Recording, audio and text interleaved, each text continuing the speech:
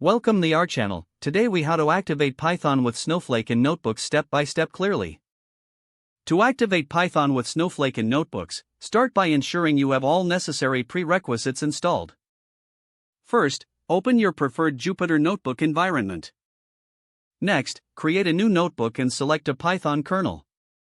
Begin by installing the Snowflake connector library if you haven't done so. You can use the command pip install Snowflake connector Python in a notebook cell.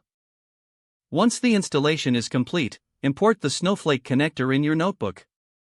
Use the line import snowflake.connector.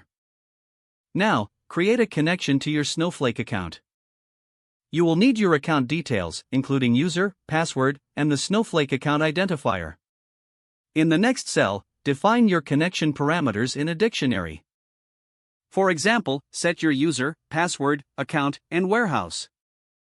Now, use the snowflake.connector.connect method to establish a connection. Pass your connection parameters as keyword arguments to this method.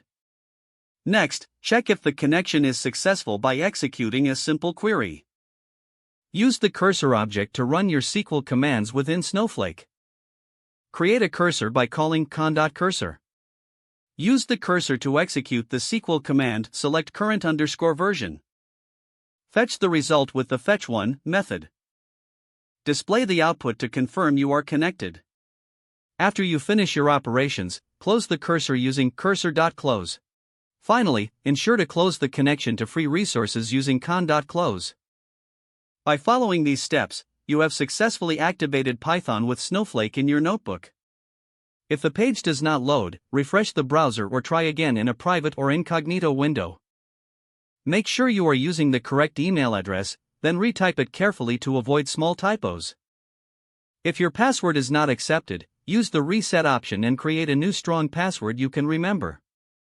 Check your spam folder for verification or security emails, then complete any requested confirmation steps.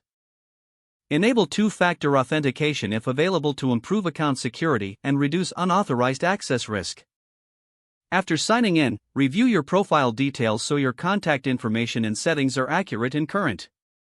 Don't forget to like this video and subscribe to our channel for more step-by-step tech guides.